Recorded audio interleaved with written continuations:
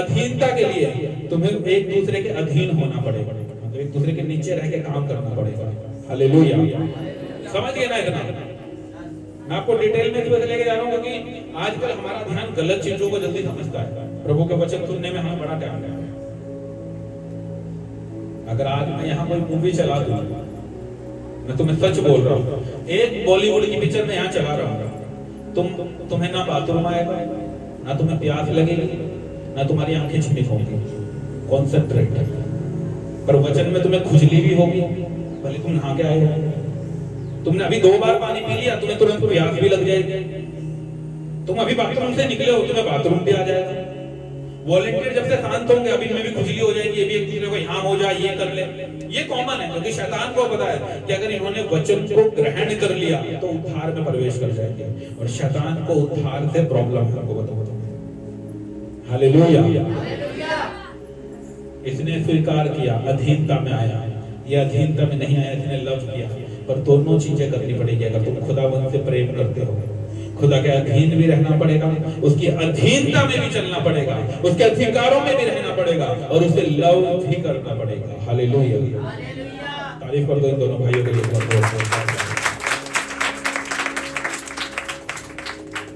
फिर से पढ़ रहा हूं, ध्यान से सुनना। बाइबल में अधीनता का मतलब है किसी के अधिकार को स्वीकार, स्वैच्छिक मतलब अपनी इच्छा से स्वीकार करना और उसका सम्मान करना। यह एक पारंपरिक प्रबंध है जिसमें प्रेम, सम्मान और विनम्रता शामिल है। अधीनता में क्या क्या शामिल है? प्रेम शामिल है, विनम्रता मतलब एक नम्रता का शामिल है, और सम्मान मतलब आदर शामिल है। यह जरूरी नहीं कि यह किसी को दबाने या कमजोर समझने का कार्य हो। अब सोचो, मैंने तुम्हें बोला पानी लिया, तुमने जी जी। अब दूसरा रॉन्ग बंदा क्या सोच सकता है? तो यार ये तो मुझ पे अधिकार जमा रहा है, यार ये तो मुझे दबा रहा है, ये तो मुझ पे प्रभुत्व कर रहा है। पर बाइबल के अनुसार, बाइबल कह रही है इसका मतलब ये नहीं है कि वो तुम्हें दबा रहा है। हो सकता है तुम्हारे माँ बाप तुम्हें कोई काम बोले तो वो तुम्हें दबा थोड़ी रहे हैं। वो तुमसे, उन्होंने तुम्हें पैदा किया है। कि माँ अगर 9 महीने अपने गर्भ में बेबी को रख रही है तो बच्चे, तुम अपने बच्चों को क्यों बढ़ा रहे हो?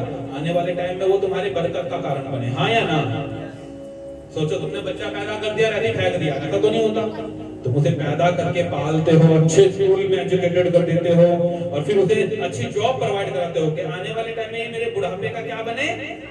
थोड़ा तेज बोलो, सहारा बने। तुम्हें जीसस ने अपने पास बुलाया। क्यों बुलाया? खुदा के तुम सहारा बन सको। कैसे सहारा बनोगे? उसके लोगों को बचा के। हालेलुया। सोचो, कल को तुमने बच्चे को पढ़ाया लिखाया और वो जैसी जॉब पे लगा 1 लाख की, वो तुम्हें भेड़ देने लात मार के घर से निकाल दे, कैसा लगेगा? अच्छा लगेगा? तो थोड़ा तेज बोलो ना, मैंने अच्छा सुन लिया। बुरा लगेगा। यार इतना पाला पोसा बड़ा करा, आज ये नतीजा दिया। तो तुम भी तो खुदा से आशीष लेकर भेड़ देने खुदा को लात मार देते हो, तो खुदा को कैसा लगता होगा? वो तो माँ बाप है, संसार के कुछ नहीं बोलेंगे, वो परमेश्वर है, पटाखे बजा देगा तुम्हारे पास। हालेलुया। बेचारे माँ बाप तो दया दिखा देंगे, यहोवा दया भी करने वाला है तो वो क्रोध भी करने वाला है। उसने कहा जिसे मैं टैठा कर दूंगा उसे कोई संसार का सीधा नहीं कर सकता, और जिसे मैं सीधा कर दूंगा उसे कोई तिरछा नहीं कर सकता। हालेलुया। अब मुद्दा फिर से सुनो, अब पॉइंट कहाँ है? कि तुम्हें आशीषें लेने के बाद, तुम्हें जिस चर्च से तुम बरकत ले रहे हो, तुम्हें उसके अधीन रहना है, भले तुम मिलियनेयर क्यों ना हो जाओ। एक बाप 10 बच्चों को जन्म दे सकता है, पर एक बच्चा बाप को जन्म कभी नहीं दे सकता। ये अपना माइंड सेट कर लो। हालेलुया। हो सकता है आज तुम अपने माँ बाप का ऑनर नहीं करते, तो आप अभी तक अधीनता में नहीं। तुम प्रभु का क्या अधीन रहोगे? जिसे तुम देखते नहीं हो, तुम उसके क्या अधीन रहोगे? अगर तुम देखने वाले माँ बापों के अधीन नहीं हो सकते तो। हालेलुया। और तुम जो, ये वर्ड तो बच्चों के लिए हो गया। अब जितने बैठे हो, अगर आप अपने मेंटर के अधीन नहीं हो तो तुम प्रभु के अधीन क्या होगे, जिसे तुमने आज तक देखा ही नहीं। और वाइफ है, जब अपने पति के अधीन ही नहीं है तो ना वो अपने माँ बाप के अधीन हो सकती, ना वो पास्टर के अधीन हो सकती। परमेश्वर तो बहुत दूर है।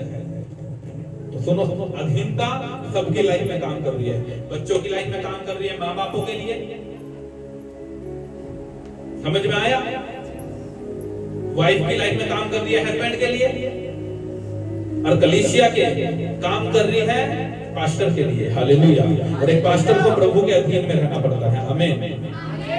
मेरा मन कर रहा है मैं सोऊंगा, मुझे प्रार्थना नहीं करनी, मतलब मैं अधीनता में नहीं हूं। मैं अधीनता में हूं तो मैं अपने दर्शन को सीरियस लेके चलूंगा, क्योंकि मैं किसके अधीन में हूं? प्रभु के। ये शरीर मेरा नहीं है। वचन में लिखा है ना पुस्तक में कुरिन्थी में कि तुम्हारी देह पवित्र आत्मा का क्या है? तो फिर तुम्हारा थोड़ी है ये। तो तुमने इसे व्यभिचार का घर बनाया है, चुगलियों का घर बनाया है, निंदा का घर बनाया है, बीमारियों का घर बनाया है। ये तुम्हारा नहीं है, ये किसका है? खुदा का है। तो इसमें खुदा को काम करने दो। हालेलुया। और जोर से हालेलुया बोलो। गले गुले बैठे हैं क्या? सही है एकदम, बीमार उमर तो नहीं है कोई अभी कलीसिया में? कितने जने बुखार आ रहा है तो हाथ उठाओ जरा। कितने जनों के गले में प्रॉब्लम है, बोल नहीं पाते अच्छी तरह? हाथ उठाओ। अच्छा एक ही है बस। चलो एक का हालेलुया ना सुनाई है कोई बात नहीं, बाकी चिल्ला सकते हो मुझे। आमीन। एक बंदे के पैर काम नहीं करते थे। उस बंदे ने बोला कि प्रभु के दास मुझ पे प्रार्थना कर कि मेरे पैर काम करने लगे अच्छी तरह। उसने कहा मेरे पैर अगर अच्छी तरह काम करेंगे तो मैं तेरी सेवा करूंगा। खुदा ने प्रार्थना करी, उस खुदा के दास ने, वो हील हो गया। अब वो ये हीलिंग ले ली, अब वो इन पैरों को वैश्या की तरफ लेके जा रहा है, गंदे कामों की तरफ लेके जा रहा है, नशों की तरफ लेके जा रहा है। खुदा के दास ने 2-3 बार वार्निंग दी कि भाई प्रभु मुझे बता रहा है तुम ये गलती ना करो, तुम ये पाप ना करो। तुम्हें खुदा ने हील किया अपने कामों के लिए, पर उसने इग्नोर किया। उसने कहा तो ले ली हीलिंग, अब क्या मुझे थोड़ी कोई रोक लेगा। कुछ ही दिनों बाद उसका एक्सीडेंट हुआ, बड़ा खतरनाक। दोनों पैर उसने गवा दिए। पहले प्रॉब्लम थी, अब पूरे कट गए। डॉक्टर ने बोला काटना पड़ेगा कि एक्सीडेंट हो गया, नीचे से पूरा खत्म हो गया। वो फिर बेड पे आया, उसने फिर याद किया अपने वादे, यार अगर मैं उस टाइम वफादार रहता तो इन पैरों के लिए मैंने प्रार्थना करी, खुदा ने हील किया, तो आज ये पैर होते। अब तो चले गए, वापस नहीं आएंगे, अब सिर्फ पछताना है। ऐसे आज हम करते हैं। आपके गले है ना, प्रॉब्लम तो नहीं है, हालेलुया बोलते समय तुम्हारी जुबान नहीं है। आज भारी लड़ाई हो जाए तो पूरे मोहल्ले को सिर पे उठा लो। जो नहीं भी बोलता वो भी शेर बन जाएगा। अगर तुम्हारी लड़ाई अब हो जाए, अभी तो तुम शर्माते हो जैसे तुम्हें कोई देख ना ले, पर लड़ाई में तुमका पता नहीं कौन सा भूत चढ़ जाएगा, फिर तुम्हें कोई शर्म नहीं, कोई डर नहीं। फिर तो तुम यहाँ बोलोगे नाले के ये पार है ना, ये नाला, उसके पार आवाज आती है, लोगों को पता हाँ भाई फलाने के घर में लड़ाई हुई। पर जब तुम प्रभु की महिमा कर रहे हो तब तुम्हारी आवाज ही नहीं निकलती। तो अब खुदा तुम्हारे गलों को चंगा करे या तुम बीमारी में रहो, ये खुद डिसाइड कर लो। तभी मैं तो खुल के नारे लगाओ, उखाड़ दो शैतान को। आमीन आमीन। मैं हैरान हूं, तुम्हें इंजेक्शन लगाने पड़ते हैं तब तुम चिल्लाना शुरू करते हो। ये काम पहले कर लो, मेरा टाइम वेस्ट करते हो आप। हालेलुया। तो इतना तो आप समझ गए, अधीनता का मतलब किसी को दबाना नहीं है कि आप किसी के अधीन हो तो आपको दबा रहा है, इसका मतलब ये नहीं है। अधीनता का मतलब ये है कि आप उससे प्रेम करते हो और आप उसके आज्ञा का पालन कर रहे हो। जैसे एक बच्चा अपने माँ बाप का आज्ञा का पालन करता है, और हर एक माँ बाप का ड्रीम होता है कि वो मेरी आज्ञा का पालन करे। समझ आ गया इतना आपको? आशा करता हूँ। सेकंड पॉइंट लिखो। पहला पॉइंट आपने लिख लिया ना, सेकंड लिख लो। हमें किसके अधीन रहना चाहिए? क्वेश्चन मार्क लिख लो। हमें किसके अधीन रहना चाहिए? फिर क्योंकि अधीनता की तो बात कर दी, पर अधीन में रहे किसके? संसार के, मम्मी पापा के, भाई बहन के, जिसे भी तुम्हारे माइंड में आ रहा है उनके भी रहना है। पर सबसे पहले लिखना, सब पहले परमेश्वर के अधीन। किसके अधीन रहना है? पहले परमेश्वर के अधीन। उसके आगे वचन लिखो, याकूब की पुस्तक 4:7। मिल जाए तो ऊंचा पढ़ना, नहीं मिले तो मैं पढ़ दूंगा। याकूब 4:7 से 10 तक।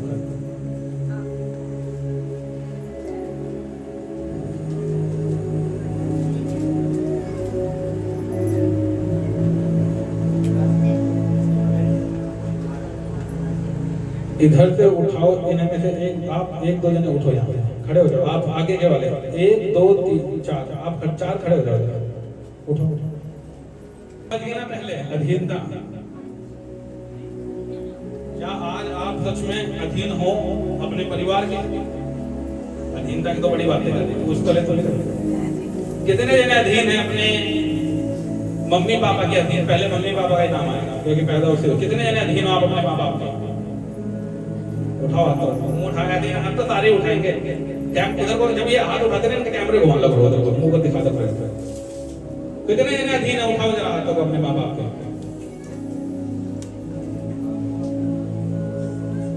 पीछे भी दिखाओ, ये अधीन में तुम तो पहली अधीनता में काम कर रहे हो। चलो माँ बाप के अधीन हो, चलो हाथ उठा लिया, बहुत अच्छी बात है। मैं ऐसा रखता हूँ, बहुत सही है, प्रभु ब्लेस करे। अब कितनी वाइफ है? अब वाइफ मैं नहीं मानता। अब मुझे क्वेश्चन, अब मेरे अंदर बहुत बड़ा क्वेश्चन आएगा। पहले गाड़ी नहीं चल रही थी कहीं ना कहीं, अब क्वेश्चन आएगा। उठाओ तो जरा बहनें, कितनी बहनें अपने हस्बैंड के अधीनता में काम करती हैं? उठाओ उठाओ बहनें हाथ।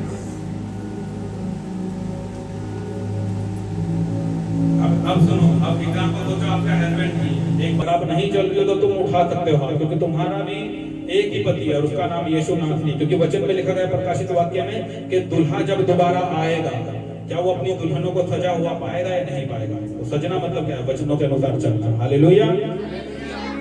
तो अगर आप सुनो, बच्चे, अब क्या बच्चे माँ बाप के अधीन है? हाथ उठाएंगे जरा बच्चे। एक तो अधीन दिखी, दूसरा भी अधीन, तो अधीन, ये भी अधीन है। चलो तो रुक जाओ, तो मैं आगे बोला के पूछेंगे बच्चों से, और कौन है अधीन अपने माँ बाप को? मैं तो बड़ा पक्का हूँ अधीनता में। तुम बोलोगे पास्टर ने नहीं हाथ उठाया अपनी मम्मी अधीनता में, हम क्या उठाए? मैं बहुत अधीन हूँ अपनी माँ का, बहुत ज्यादा। बाकी अच्छा, इसका हाथ तो उठा बेचारी का, छोटा आधा आधा अधीनता में। हालेलुया। आशा करता हूँ इन वचनों के बाद आप संपूर्ण अधीनता में होंगे यीशु नासरी के नाम से। आमीन। तो सेकंड पॉइंट है मेरा, हमें किसके अधीन रहना चाहिए? पहले क्या? परमेश्वर के अधीन। हाँ, हमें पहले परमेश्वर के अधीन होना चाहिए। पहला, सबसे पहले हमें अधीनता अगर फॉलो करनी है तो हमें परमेश्वर के अधीन होना चाहिए। याकूब की पुस्तक 4:7 तेज से पढ़े। हालेलुया। मैं फिर से पढ़ रहा हूँ, आप ध्यान से सुनना। इसीलिए परमेश्वर के अधीन हो जाओ। किस लिए? बाइबल कह रही इसीलिए, पर किसी लिए? क्या क्वेश्चन है? क्या अधीन है? सोचो, तुम बीमार हो इसलिए, तुम कर्जों में हो इसलिए, तुम बीमारियों में हो इसलिए, तुम्हारे घरों में कलेश है इसलिए, तुम फाइनेंशियल स्ट्रगल में हो इसलिए। प्रभु के अधीन हो जाओ। और प्रभु के अधीन हो गया अगर, फिर तुम शैतान का सामना करोगे, मतलब बीमारियों का, रोग का, दुख का, तकलीफ का, नाना प्रकार की टेंशन का। तो वचन में लिखा, फिर जब तुम खुदा के अधीन आ जाओगे और फिर शैतान का सामना करोगे तो तुम्हारे पास से क्या करेगा?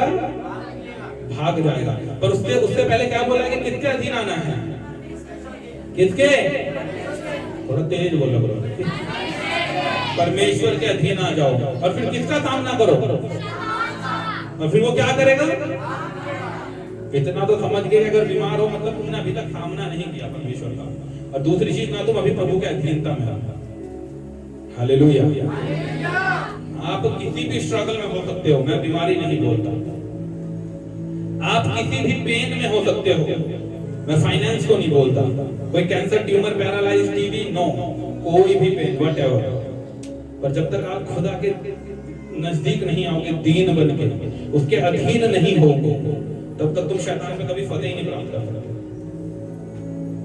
क्योंकि शैतान को पता क्या पता है कि तुम बदतमीज हो, तुम डिसऑनर करने वाले हो, और जो डिसऑनर करने वाला व्यक्ति है उसमें कभी भी परमेश्वर का आत्मा कार्य नहीं करता। हालेलुया। अभी मैंने एग्जांपल दिया, एक ने कहा ठीक है जी पानी ला रहा हूं, एक ने कहा कितनी प्यास लग रही है तुझे, पर उसने भी लाके दे दिया। आज्ञा तो दोनों ने मानी। आज हम भी मसीह ऐसे ही हैं। कितने प्रभु के दास ने वचन दिया, तुम प्रेयर करो, तुम सीधा प्रार्थना में चले गए। और कितने जने ये बोल के प्रार्थना कर रहे हैं, यार ये पास्टर कितनी प्रार्थना कराता है। हमें और कोई काम नहीं है कि जब देखो मीटिंग है, जब देखो प्रार्थना है, पर करोगे तुम तब भी, ऊंट पहाड़ के नीचे तब भी आएगा, चर्च तब भी आओगे, आशीषें तब भी मांगोगे। कोई फर्क दिख रहा है दोनों में से किसी में? एक तो है कि तुमने बोल दिया तो फिर चर्च छोड़ दो, प्रभु को छोड़ दो, पर तुम्हें बोल भी दिया पर तुम फिर भी काम करोगे। समझ आ गया था? मतलब तुम अधीनता में नहीं हो भाई। मैंने कहा सुनो, मैं अब हमें भी हम फिर से पूरा चर्च फास्टिंग शुरू करेंगे बड़ी जल्दी। फास्टिंग रखते हो ना? उपास तो रखते होंगे आप लोग। रख कितने जने फास्टिंग रख सकते हैं? उठाओ तो मैं आशा करता हूँ हम बहुत जल्दी अनाउंस करेंगे। वो फास्टिंग आपकी लाइफ में ऐसी गवाहियां लाएंगे कि आप सेम नहीं रहोगे सुना तरीके। तो हम फिर से अपने पॉइंट पे आते हैं। यहाँ पे लिखा है फिर से याकूब की पुस्तक में, याकूब 4 के साथ में यहाँ ये लिखा है, इसलिए परमेश्वर के अधीन हो जाओ और शैतान का सामना करो तो वह तुम्हारे सामने से भाग निकलेगा, भाग जाएगा। खुदा ने वादा कर दिया अगर तुम खुदा के अधीन आओगे। अब खुदा के अधीन क्या, कैसे आओगे खुदा के अधीन? लड़ाइयां करके, संडे चर्च ना आके, वीरवार की मीटिंग में मिस करके, कहां अधीनता है? मैं एक चीज बड़ी हैरान है मुझे।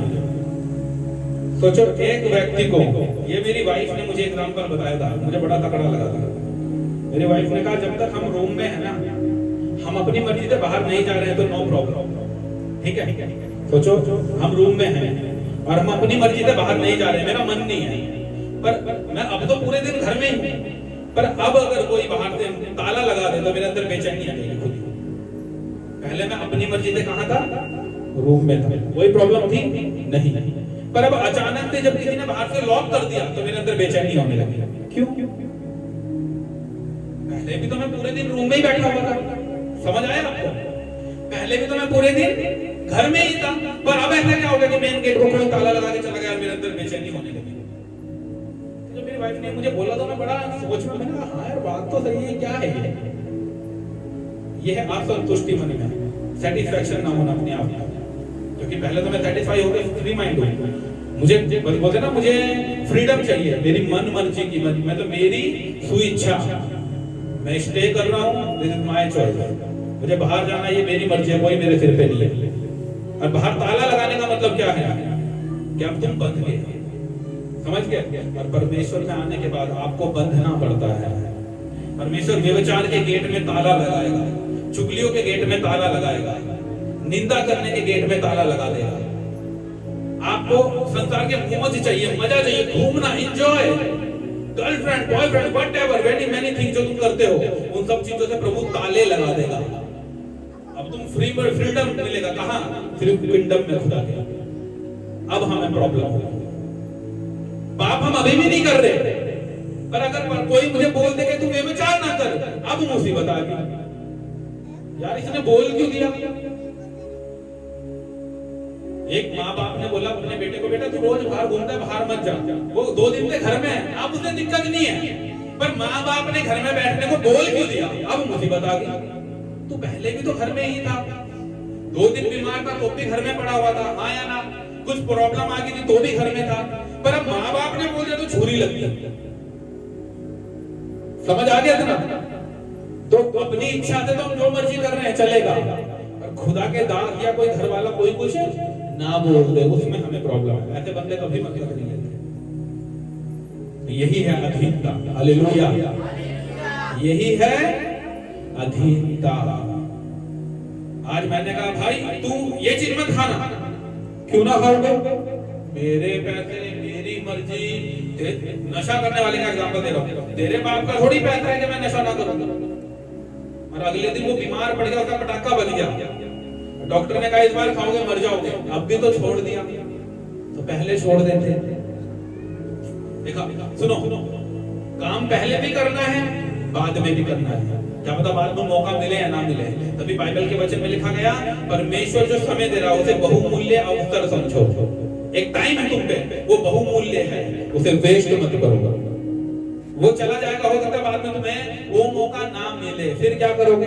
फिर पछताना। बोलते हैं ना, आगे पछताना, आगे क्या बोलते हैं नेपाली कहावत है ना, हिंदी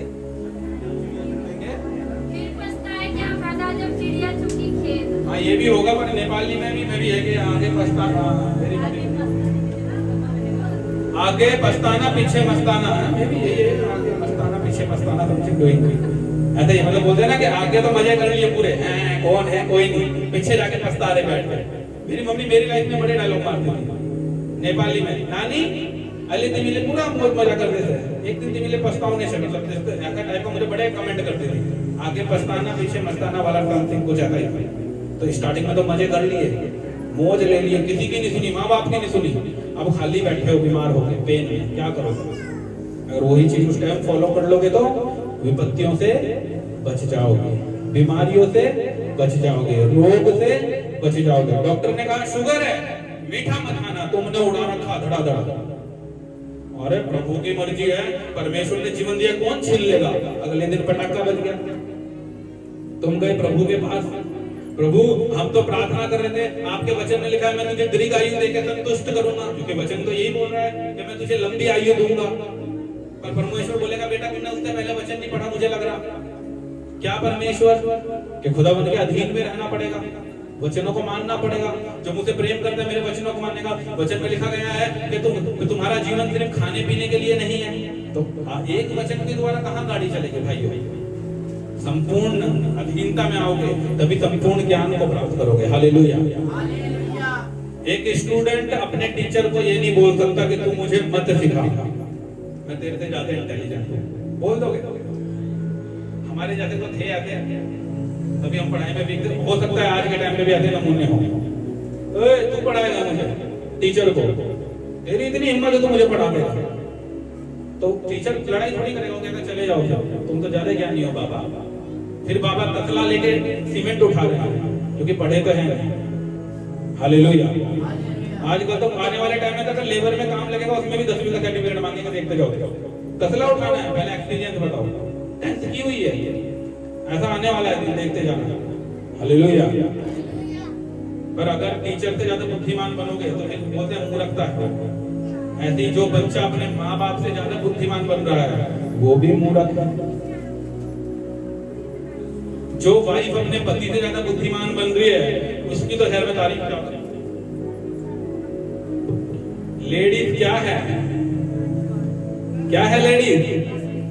तेरा तेज बोल रहा है, ऐसे टाइम तो बड़े धीरे बोलती है बहने का। क्या है लेडीज? लेडीज को परमेश्वर ने कहां से बनाया? पर लेडीज कहेगी मुझे सिर बनना है। क्या बोले लेडीज? मुझे सिर बनना है। तो भैया पतली की जगह यहाँ है, यहाँ कहाँ हड्डी पार निकालोगे सिर के भाई? डॉक्टर तुम्हें बोले कि तुम्हारी पतली की एक पतली टूट गई है और डॉक्टर बोले मैं तुम्हारे ये हड्डी को यहाँ लगाऊंगा, चलेगा? लगवा लोगे? इतनी निकली रहेगी बाहर, कैसे घूमोगे ऐसे करके? ये डॉक्टर ने ऑपरेशन किया था, पैर की हड्डी यहाँ टिका दी मेरे, और ऐसे करके घूम रहे हो। टी शर्ट भी ऐसी ऐसी सिलानी पड़ेगी, यहाँ से फटी हुई और यहाँ से फटी हुई। क्यों? क्योंकि डॉक्टर ने ही मेरी हड्डी यहाँ लगा दी। अब वो दर्द भी होनी है क्योंकि वो शरीर से बाहर है। ऐसी जो पत्नी ओवर स्मार्ट है, बहुत टू मच ओवर, तो फिर वो ऐसी है जैसे हड्डी बाहर निकली है, वो चुभती रहेगी, कलेश करती रहेगी। हालेलुया। ये टाइम में तुमने बड़ा डिस्टर्ब कर दिया, बहनों को सुनने नहीं दे रहे चैन। हालेलुया। कितने जनों की शादी हो चुकी है? हाथों को उठाओ तो जरा, जो मैरिड है उठाओ हाथों को। क्या हो गया? शादीशुदा नहीं है से ज्यादा? मैं अकेला ही हो गया? अच्छा है, इधर भी है, उठाओ उठाओ हाथ उठाओ जरा जो शादीशुदा है। अच्छा अब तो विक्की का भी उठने लगा, मैं तो सोच रहा था लेकिन हाथ क्यों चले जाए। उठाओ जरा सारे वॉलंटियर को भी, अगर शादी हुई अपने हाथों को उठाओ, थोड़ा तेज और ऊपर उठाओ। क्या हो गया? हस्बैंड वाइफ दोनों उठाओ हाथों को, शादीशुदा वाला।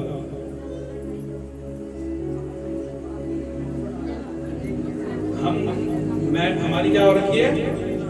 मैरिज वाले उठा रहे हैं ना। अब हस्बैंड हाथ नीचे कर लो, बहनें हाथ उठाओ, सारी बहनें उठाओ ईमानदारी के साथ। तो क्या बहनें अधीन हैं आज अपने पति के? हम सूख गया था, ऐसे हो गए जैसे उन्होंने क्या पूछ लिया होगा। इन्हें ऐसा हो गया जैसे इनकी जायदाद अपने नाम पे कराने को बोल दिया होगा, पूरे डर कर। कितनी वाइफें अपने हस्बैंड के अधीन है? अधीनता का मतलब पता है ना क्या है? वही हाथ उठाना, उठाओ। कितने नहीं है, घर आके नहीं करना पड़ेगा। बड़े तरह 1 लाख पानी लाओ। मैं अभी काम करके यहाँ पे बैठी हूँ, तुझे पानी की लग रखी है, सुबह से बच्चों ने परेशान कर रखा है, इतने वो कर रखा, क्या पानी? क्या अधीनता है, क्या अधीनता है। सोचो, ये अधीनता है। पति ने सुबह से काम किया, घर आया और क्या बोला वाइफ ने?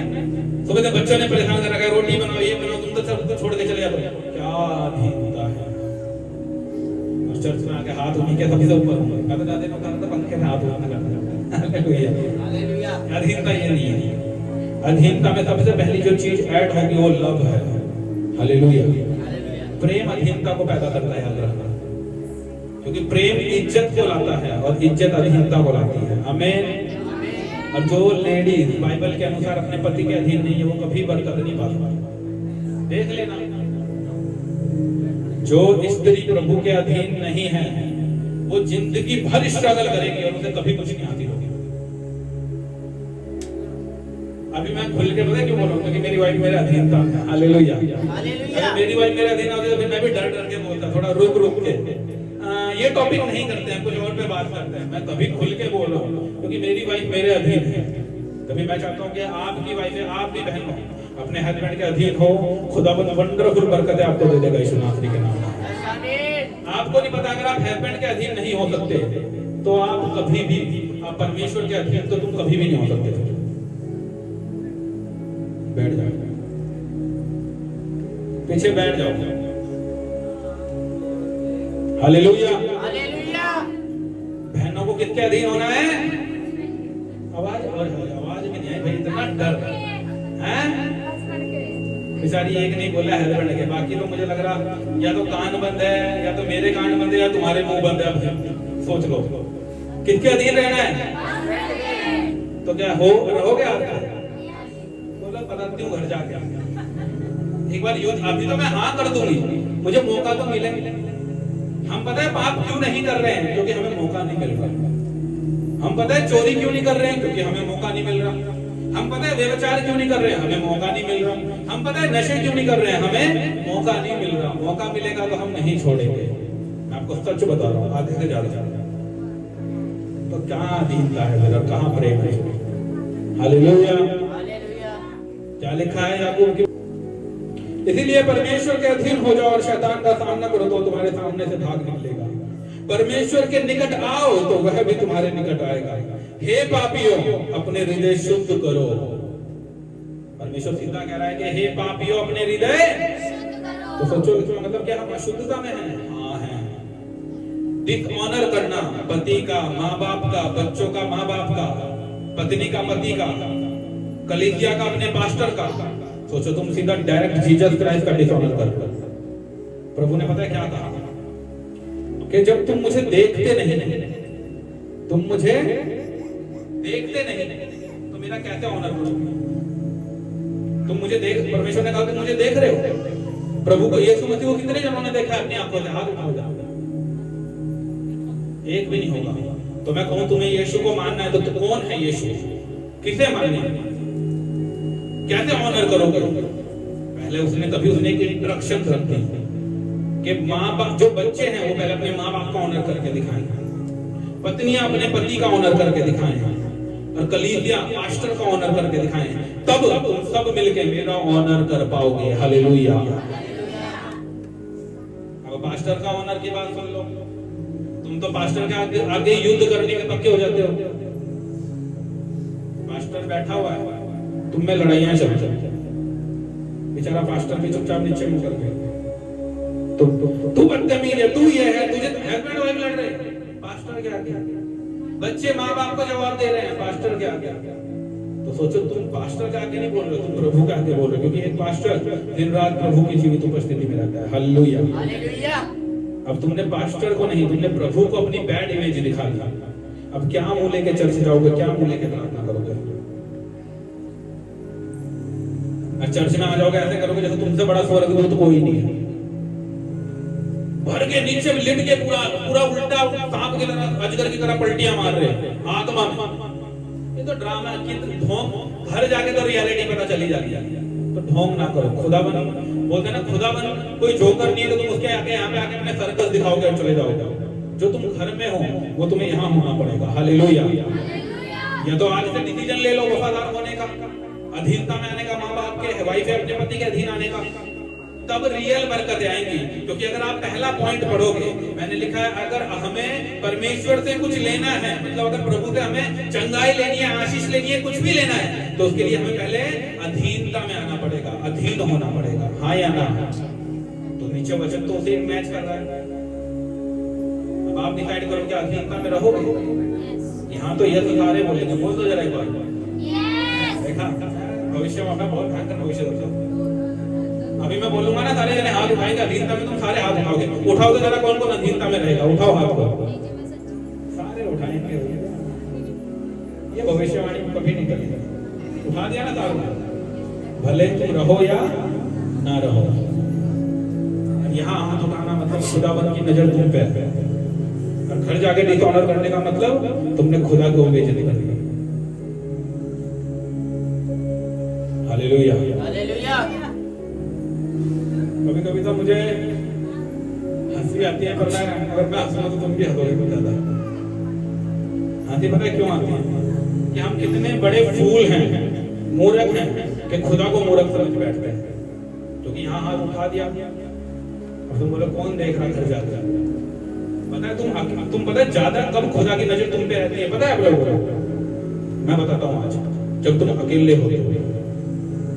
अब भीड़ में नहीं खुदा तुम्हें देखेगा ज्यादा, पर जब तुम अकेले हो, तुम्हारे आस पास कोई नहीं है, अब पता चलेगा तुम्हारी थिंकिंग कहां जा रही है। तुम बैठ के गंदे ख्याल मन में ला रहे हो या जीसस क्राइस्ट के किंगडम के लिए सोच रहे हो। तुम्हें भीड़ में खुदा नहीं देखता, जज नहीं करता।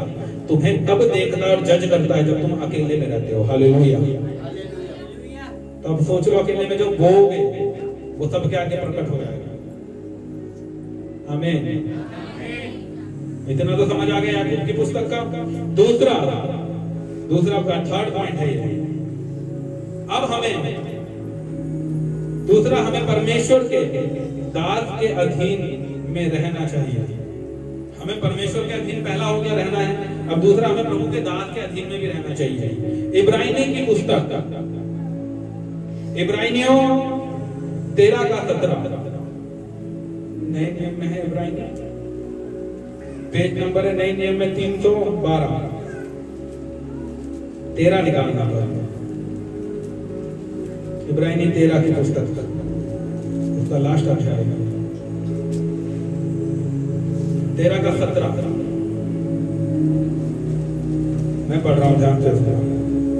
अपने अगुओं की आज्ञा मानो और उनके अधीन रहो। अपने अगुओं की आज्ञा मानो और उनके अधीन रहो, क्योंकि वह उनके समान हैं। वह उनके समान तुम्हारे प्राणों के लिए जागते रहते हैं, जिन्हें लेखा देना पड़ेगा। वह यह काम आनंद से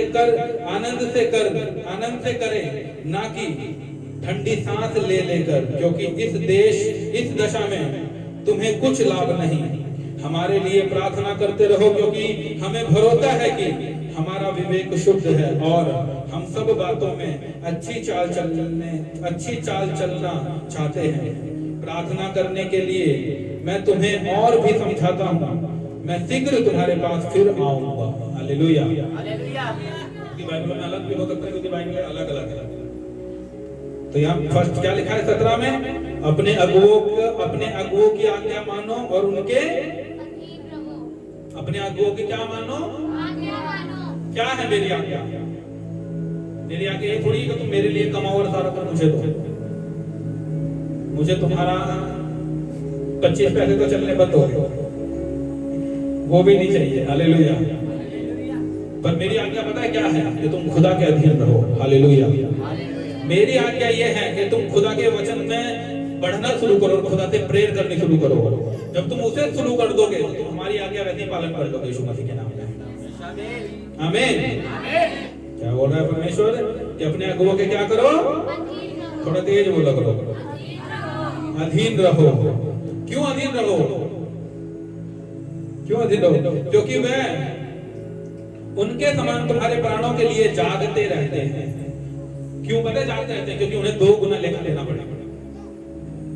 मैंने क्या बोला, मैं नाइट प्रे जाता हूँ। जो लोग हमारे चर्च के मेंबर हैं, आज गवाही सुनेंगे। आज कुछ गवाहियां हैं, तुम्हारे तोते उड़ा देंगे यीशु मसीह के नाम में। Hallelujah, hallelujah. गवाही सुनना। तुम्हें फाइनेंस की भी गवाही आज देंगे कि जो बंदा 10वें अंक में वफादार होता है वो कैसे बरकत लेता है, और तुम्हें वो भी देंगे जो संडे चर्च आ रहे हैं उनके ऊपर खुदा कैसा अनुग्रह करता है। रुक जाओ, है ना, ये ट्रेलर है, पिक्चर बाकी है मेरे दोस्त। आमीन। और आज प्रार्थना में फिनिशिंग देंगे। आज जो प्रार्थना होगी, देखना जरा दुष्ट आत्मा कैसे तांडव करती है यीशु मसीह के नाम में। तुम अपनी आंखों से दुष्ट आत्मा को देखोगे डांस करते हुए और उसे निकलते हुए यीशु मसीह के नाम में। सुनो, तुम बीमारियों को लाओ। तुम जितने बैठे हो जाओ, बीमारियों को लेके आओ। यहाँ जो बीमार आएगा सेम ना जाएगा प्रभु यीशु नाम के नाम। मैं कह रहा, मैं तुम्हें चैलेंज लगा रहा हूँ, असंभव है कि जो चर्च में आ जाए और वो सेम चला जाए। वो चर्च जीवित चर्च नहीं, अगर वो फिर सेम चला जाएगा। यहाँ आप जितने बैठे हैं ना, अगर आप नए आए हो, मैं आपकी बात नहीं कर रहा हूँ, पर आप पुरानों से अकेले में पूछ लेना, बिना आशीषों के यहाँ सिंगल बंदा नहीं बैठा हुआ। मैं आपको सच बता रहा हूँ, इन्हें खुदा ने बरकत दी है, इन्हें खुदा ने ब्लेस किया है, इन्हें खुदा ने ऐसी आशीषों से ब्लेस किया जो आप सोच भी नहीं सकते। आज तभी हम सब जन यहाँ बैठे हैं। हमारे आज लोग जितने, एक बार तारीफ कर दो जोर से। कुछ लोग हैं, सुनो, जब हमने नया चर्च शुरू किया था, आज भी मुझे वो दिन याद है। उस टाइम पे हमारे राजू भाई हो गए, जो अभी तक के जो सबसे पुराने बिलीवर हैं, जो हमारे साथ जुड़े हैं दुख सुख में, वो हमारे राजू भाई आगे आ जाए। क्योंकि आपको बंदों की वैल्यू देखो, एंड तक जुड़ने का रिजल्ट बता रहा है। ये हमारे भाई हैं, आप भी आ जाओ दीदी। उठने में थोड़ी प्रॉब्लम होगी क्योंकि एक और अभी ऐड होने वाला है मंडली में। हालेलुया, ये नए मेंबर आ रहा है एक और, 2 महीने बाद आ जाएगा। टेंशन ना लो, मिलाएंगे तुम्हें। आमीन। सुनो, ये हमारे साथ पता है कब थे? जब यहाँ कुल 5-6 लोग थे, सिर्फ 5-6 लोग थे, 4-5 लोग। हम यहाँ पे, मैं वचन दे रहा हूँ, यहाँ 4-5 लोग बैठ के सुन रहे, मेरा मन उदार। ये उस टाइम साथ थे। आज हम कितने हैं? हम आशा करते हैं हम जगह खरीद लेंगे यीशु मसीह के नाम में। हालेलुया। उस टाइम मैं बड़ा निराशा में चला गया था, क्योंकि मैंने कहा मैं दिन रात मेहनत कर रहा हूँ, खुदा तो रूह नहीं दे रहा। तब भी इन्होंने मुझे बोला, पास्टर जी लगे रहो, पास्टर जी टेंशन ना लो, हम आपके साथ में हैं, दुख सुख हम हमेशा आपके साथ हैं। खुदा का नूर हो। आज खुदावन ये पहले भी थे, और मेरा बिलीव है जब ये लाखों में जाएंगे तब भी ये होंगे। और आज इनकी और हमारी प्रार्थनाओं के द्वारा आज हम सारे जने देख लो आपके हालेलुया। देखो वफादारी ये है, अगर चाहते ये 4 लोग हैं छोड़ के चले जाते हैं, यार 4 लोग हैं, इन पे तो चर्च में लोग ही नहीं है, पर इन्होंने क्या किया? वेट किया, और आज खुदा ने फिर से गर्व के साथ ब्लेस कर दिया यीशु मसीह के नाम में। और हम आशा रखते हैं कि ये वंश ही होगा यीशु मसीह के नाम में चलाने वाला। हालेलुया। तारीफ कर दो हमारे इन दोनों जनों के लिए यीशु मसीह के नाम में। तो जब कम में थे, जो लोग कम में वफादार थे, आज वो इतने को भी देख पा रहे हैं। रीजन क्या है? वफादार या अधीनता में रहे हैं। हमने आपको दिखा दिया है, हमारी सिस्टर अगर प्रेग्नेंट है तब भी मीटिंगें मिस नहीं कर रही है, वीरवार को भी आ रही है मॉडल टाउन से। ऐसी अवस्था में बेबी 7th मंथ लग गया ना हमको, 7वें महीने भी है, वीरवार की मीटिंग नहीं मिस करनी। अब आप सोचो, तो तुम तो इतने गए गुजरे तो हो नहीं, मैं आशा करता हूँ, तो मिस मत करो। वीरवार की मीटिंग बड़ी वैल्यूएबल है, याद रखना। हालेलुया। तो मैं आपको क्या कर रहा हूँ, एक टाइम कम था पर मैंने अधीनता नहीं छोड़ी, मैं लगा रहा। भजन संहिता 2:8 में लिखा है कि तू मुझसे मांग, मैं जातियां तेरी संपत्ति होने के लिए तुझे दे दूंगा। हमने प्रार्थना शुरू कर दी, प्रेयर टीम बना दी। मैंने कहा प्रेयर टीम इसी वचन पे काम करो दिन रात। Prayer team every single day प्रार्थना करती है। अगर सोच लो ये साल में, एक साल में कितने दिन होते हैं? कितने? 365 दिन कंटिन्यू टीम चर्च की प्रार्थना में 365 दिन शुरू किया।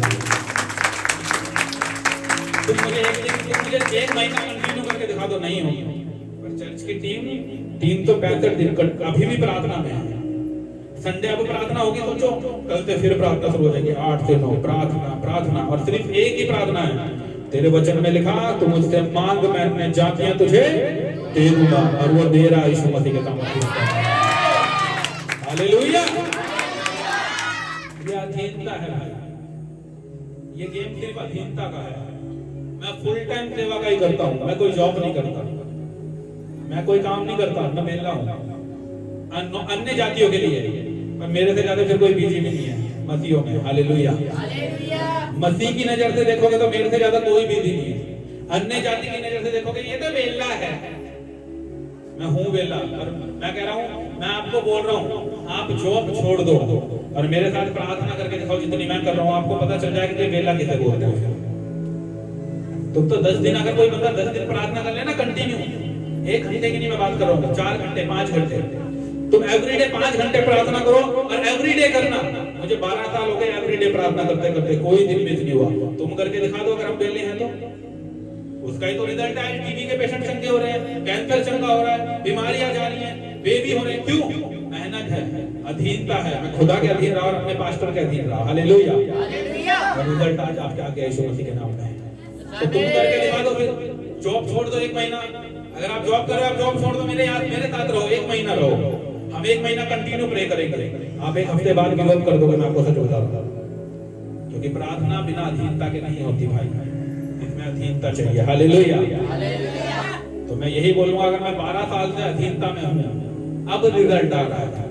मैंने वेट किया 12 साल, मेरे पे चर्च 12 साल पहले नहीं था, अभी 1 साल में भी 1 या 1.5 साल होने वाला है चर्च। अब खुदा ने चर्च लिया, मैंने पहले मेहनत करी है। तो आप भी बिना अधीनता के, बिना मेहनत के सब कुछ एकदम नहीं पा सकते, आपको वेट करना पड़ेगा। हालेलुया। अपनी गवाही के लिए लड़ना पड़ेगा। हालेलुया। सिचुएशन को नहीं देखना है, जीसस को देखना है, क्योंकि वो कभी भी सिचुएशन को बदल सकता है यीशु मसीह के सामर्थ्य से। हालेलुया। इसका पार्ट अगले हफ्ते कंटिन्यू करेंगे, याद रखना अधीनता के ऊपर। आज हमने कहा था, सेकंड पॉइंट तक पढ़ा है, हमें अपने परमेश्वर के दास के अधीन रहना है। आगे भी है, हम आगे अगले हफ्ते कंटिन्यू करेंगे। आप इसे सर्मन को मिस मत करना, अगले हफ्ते जरूर आना, इस टीचिंग को कंटिन्यू सुनना, आपकी लाइफ सेम नहीं रहेगी यीशु मसीह के नाम में। अब आपको क्या करना है?